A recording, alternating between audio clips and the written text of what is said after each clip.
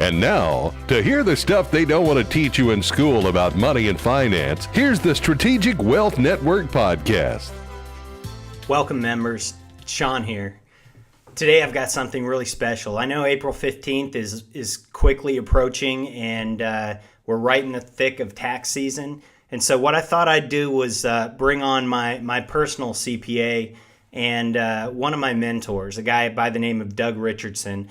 Doug is an extremely highly sought after CPA and tax professional.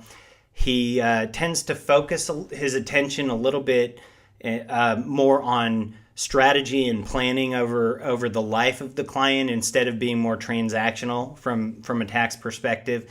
And he's one of these guys that just gets it. He understands the importance of controlling the wealth that's in your personal economy and plugging those holes that we so often let those wealth transfers occur.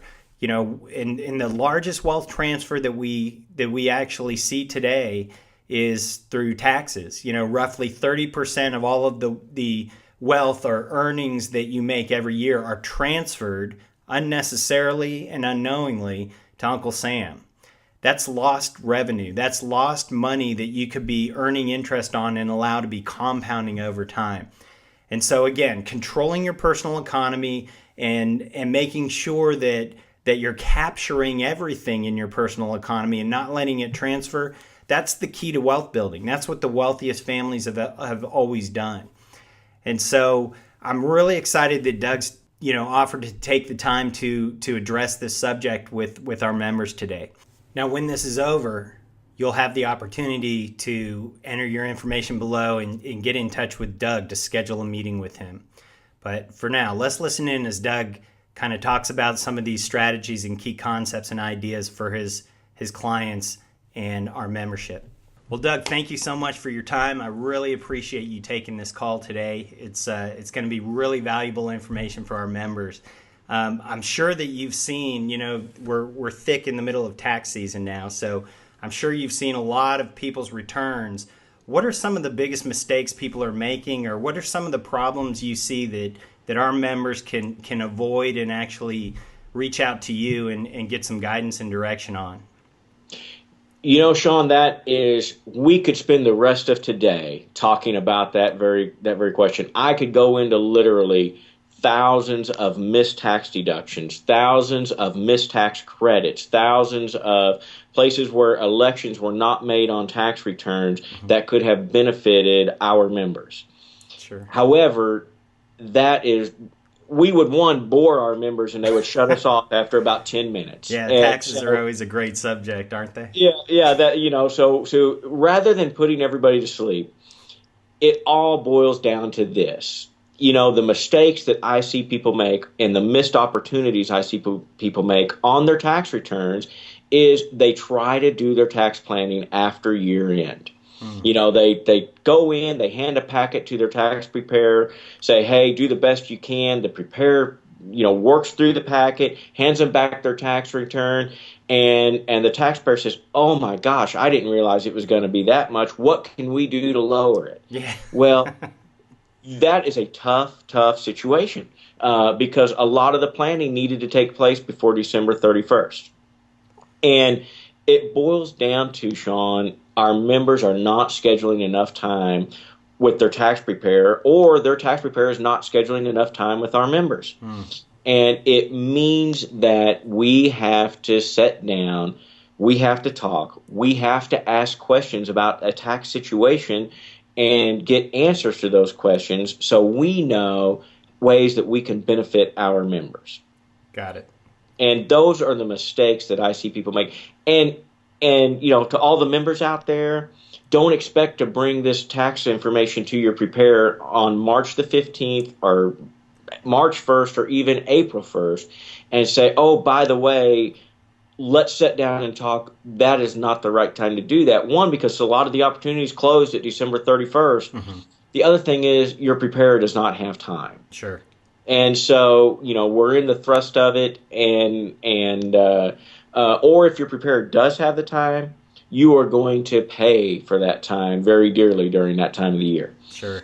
And Sean, my formula is this: information, revelation, application. Explain that. Sure. When we're doing tax planning, there has to be an information exchange. Mm-hmm. We have to sit down with our members or have a conference call with our members, and we need to exchange information. You need to tell us about your unique tax situation. Mm-hmm. I need to tell you about certain tax laws that are out there that you can benefit from that maybe you don't know that you can benefit from. Got it. It may mean something as simple as just tracking a different expense that you don't even know that's out there. Sure. Or tracking your information in a different way so we can apply it in a different way on your taxes. Got it. And or making an election on your return that you don't know that you can make. Mm-hmm. So we have to have an information exchange, first of all. Mm-hmm. Secondly, there has to be a revelation. Information, revelation, application. Once you know the information and I know the information, we all have that aha moment mm-hmm. where we say, oh my gosh, this can apply to you, this can apply to you, this can apply to you. We can change this and make this apply to you. Mm-hmm. And once we have that revelation moment where we realize what all is out there that we can fit you into, mm-hmm. then we have application. We start the wheels in motion and we apply those items to your unique tax situation. Got it. And so information exchange, revelation, aha moment, application. And that is the formula for tax planning. Mm-hmm. And again, don't try to do this. Really, the time to start working on your 2014 taxes is now. Sure. Right after 2013 returns are done. It'll be fresh in your preparer's mind, or if the members want to come use us, we'll review the 13 return. Your information will be fresh in your mind, and we can start looking at ways to reduce tax burden and ultimately keep more money in your personal economy, which is what we are all about. Mm-hmm. Keep more money in your personal economy from here forward. Yeah. So it sounds to me like it's a very strategic way of dealing with taxes rather than just a transactional situation, that it's an ongoing strategy that needs to be applied. That's right. It evolves from year to year to year. And what might apply to your tax return this year may not apply to your tax return next year. Sure. And so, again, one of the biggest mistakes I see people make is they don't schedule enough time with their mm-hmm. tax preparer. Mm-hmm. And I'm going to stop right there. And I use the word preparer mm-hmm. because, members, there is a difference between a tax preparer and a tax planner. Sure. And we are tax planners. I don't want to be a tax preparer where I could literally build a system and move, thousands upon thousands of people through here where you hand me your tax forms, you hand me your information, I hand you a completed tax form, give you a bill and say, have a nice day. Sure. That is not what we are here for. The H&R Block, kind of the H&R Block method. Sean, you mentioned the competition, not me. And so no, but that is really, we don't want it to be just a transaction of here's some papers, I put it on different places on different papers and give it back to you. Mm-hmm. That is, as I've said for years, that is not everybody's benefit. Yeah. Everybody's benefit is, again, the formula that I've just talked about: information, revelation, application. Sure. So what kind of revelations have your clients seen this year? What kind of aha moments? Anything that stands out in your mind? Sure. I mean, and again, not to bore our clients, but there was one situation earlier this year, had a client that's in a construction-related business, brought me in his return to give a second guess or a second look at it. Sure. Immediately, there's a list of adjustments on the bottom of your 1040 mm-hmm. that they are adjustments to income, and most of them are subtractions. Health savings account, IRAs, SEPs are all down there. Mm-hmm. But at the very bottom of that list is a deduction called a domestic production activities deduction.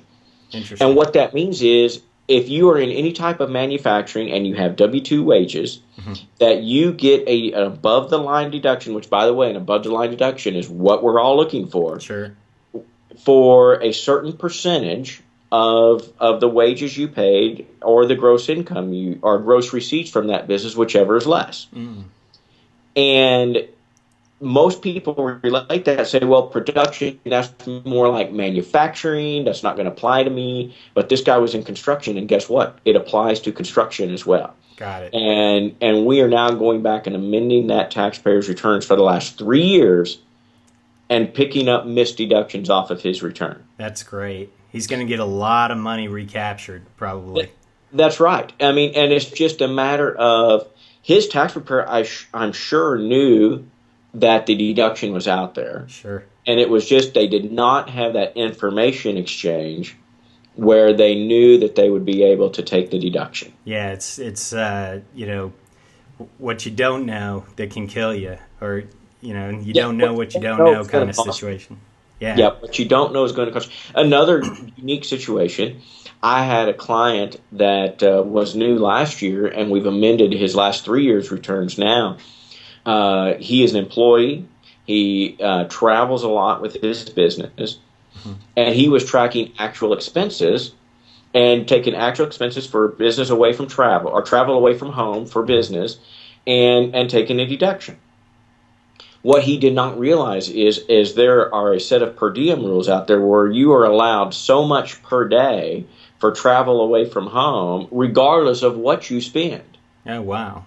And so we were able just to make that election on his return, increase his travel expenses to the tune of about $10,000 per year, by the way, over what he was actually paying out. Yeah. And again, we recaptured several $1,000s worth of refunds that he would not have been able to capture. Sure. Yeah, that's a lot of money, you know, and I always think in terms of return on investment, and it's really difficult to calculate a return on investment when you're talking about taxes, because how do you calculate being able to just keep that money in your pocket, you know? Right. It's a difficult thing to understand, but it's so powerful as far as wealth building over time. That's right. Well, you know, it's like it's the old a penny saved is a penny earned. Yep. And if we can save $1,000 to $5,000 per year on a client's taxes, depending on where they're at, and you compound that over a 10, 15, 20-year period, that equates to a nice added retirement. Absolutely. And people don't think of it like that. People think, well, you know, it was just $1,000 this year. But when you figure the time value of that compounded over the rest of your working life, it becomes huge. Sure. And so, again, information, revelation, application. Yeah. I like that. I like that a lot. So, you know, April 15th is coming up in 5 days. You know, today's April 10th. And so a lot of our members probably have already, well, they probably assume that they've already got their taxes handled. How can they reach out to you and start working with you and do that, take a second look, or make sure that they're maximizing their deductions and maximizing the opportunity to keep that money? What would you recommend be the next step for our members? Sean, I would love for every one of our members to call me in the next 5 days. Okay. However, let's be realistic here. Sure. We are not going to be able to do effective tax planning for all of our members in 5 days. Sure.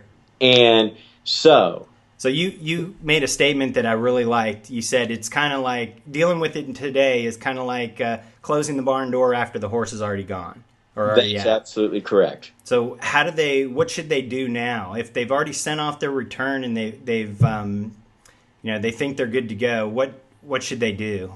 Well, if the return has been sent off, what we can do is we can certainly look at missed deductions, simple things on the return. Okay. Missed elections, such as the one tax preparer that I was referring to that had the travel expenses, and it was just that election is not sensitive to an amended return, or it is not an election that has to be done by the due date. Got it.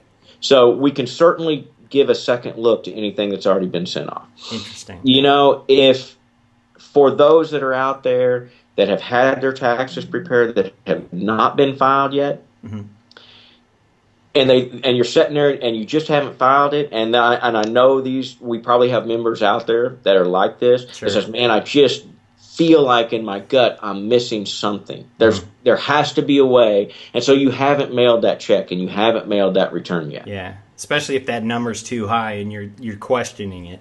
That's absolutely correct. So if those members want to contact my office in the next 5 days, and by the way, I will try to personally take the call. Don't know that I can personally take the call, but we will get their information here. Go ahead and pay, but we will prepare an extension for them. Okay. We will go ahead and pay in on the extension what their other preparer has said they owe on their 2013 tax return. Okay. After April 15th, somewhere around the 1st of May, we will start looking at those returns, having this information exchange, and see if there's any way we can apply different tax strategies to your return. We're limited, by the way. We are limited at this point in the game.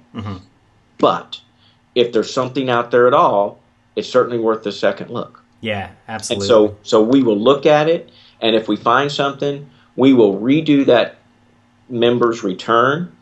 The money that's been paid in will be extra, and you'll either get that money refunded or you can apply it to next year's estimated tax. So you're not going to lose the money, but if you file the return, send it in with a check, call it final, unless you amend the return later, that money is gone. Yep. And so that's my recommendation to our members. Let's do the extension, pay the money in, which would have to be paid in if they didn't do anything at all anyway. Sure. And then let's look for ways to offset this expense, which, by the way, taxes are, as a general rule, 30% of the average American household's economy. Yep. So we are not talking about a small amount, and a lot of times your taxes is more than your housing expense. Absolutely. It's scary that 30% of your earnings is transferred, gone forever, out of your personal economy. You can never regain that, never recapture that. It's just lost. That's right. You don't get to earn interest on that money. You don't get to redirect that into some of these opportunities we have. That's exactly right, Sean. It's scary. Because we have a ton of members that I know will want to take advantage of this. Well, that's what we're here for. Awesome. Well, thank you so much. Is there anything else you can think of that we need to address right now before April 15th? The only thing is, if you are wanting to put money into, and this is very, very simple, basic tax planning 101, if you're wanting to put money into an IRA this year, and Sean, we haven't talked about this. I know some of our members may or may not know about the checkbook IRAs, and we are generally against putting money into an IRA that's locked up for an extended period of time. Sure. But one thing that we can do, we can make the contribution to the IRA. We can always roll that from a traditional IRA, sitting at the bank, locked up in a CD, locked up in a stock account, whatever the case may be. Sure. We can move that to our checkbook IRA strategies that we have done for some of our other clients, and then they can use that for some of the alternate investments that we've been talking about. They are still saving the money. The money is still in their economy. It's just restricted to what they can use it for, but we can use it for more than what the traditional IRA folks tell them that, stocks, bonds, CDs. Yeah, and like I always say, IRAs and mutual funds and those qualified plans, it's not that they're bad. They're really not bad. In fact, they can be a huge tax benefit for business owners to create their own IRA and their own qualified account to avoid the tax today. To allow it, or either to pay the tax today and let it grow tax-free forever, or, either side of the coin. So That's right. And you can also use it as a means to level your taxes out. Especially if they're over 59.5, they can put it in today, take it out next week, and transfer the tax from one year to the next, at least from a high tax year to a low tax year. Interesting. That's a good strategy. They can convert to a Roth. Got it. And then we have clients out there that say, well, guess what? I'm covered by a pension plan at work. I cannot even because of my income, I cannot make a contribution to a Roth. Okay. And they would like to make a contribution to a Roth and let their funds grow tax-free. Sure. They can make a contribution to a traditional IRA. The contribution will not be deductible, So they can make the contribution to a non-deductible IRA. If they have no other IRA accounts, let me qualify that. And again, this is a unique situation that works with few people. Sure. But it can be huge. They can put the money in. They don't get the deduction because they're covered by a retirement plan at work, but they can immediately convert from a traditional IRA to a Roth. Wow. And they can put money into the Roth where otherwise they would not be able to do that. Wow. And then they have money that will grow tax-free forever. Yeah. We have a lot of members that are buying precious metals in their checkbook IRA, and that would be a huge strategy for them to be able to, direct more capital into that store of value or other opportunities and allow it to grow and use it tax-free forever.